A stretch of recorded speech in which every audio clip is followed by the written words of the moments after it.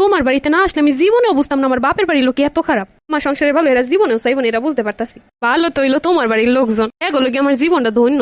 দেখছো, এটাই আমার পরিবার। এগো মতো ভালো এই দুনিয়ার একজনও নাই, অন্তত আমি নিজের চোখে দেখি নাই। এরা কি সুন্দর আমার শুইতে দেয় না, বইতে দেয় না, খাইতে দেয় না, ঠিকঠাক শান্তিতে দুইটা কথা কইতে দেয় না তোমার লাগে। ও বৌমা, কি হইলো, কই গেলা? ওই যে তোতা পাখির ডাক, দূরে তোমার লাগে কতক্ষণের সময় আছে এত ভালোবাসা থাকতে। ওই যে একটু সময় পেলে খালি পোলাটা লাগে পুটুর পুটুর করে। উফু, কি সুন্দর করেছে ডাকে শাশুড়ি দেয়। ওই রিমির মার বাড়ি কিছু আসলে না, ওলা বিয়ে হরাইছে, এখন ঘরের ভিতরে জিনিসপত্রের অভাব নাই, সব দেশে।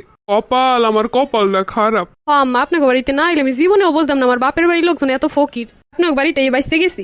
কইলো একটা কথা, যতদূর জানি তোমার বাপের তা আছে মোটামুটি ভালো।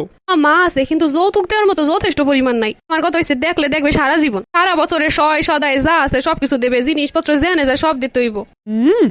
আমার বাপের বাড়ি যে এত ভিখারি এত গরিব এত আগে বুঝি নাই, জানে না আমি জীবনেও বুঝি নাই আমার লগে কি শয়তানিটা না করছে।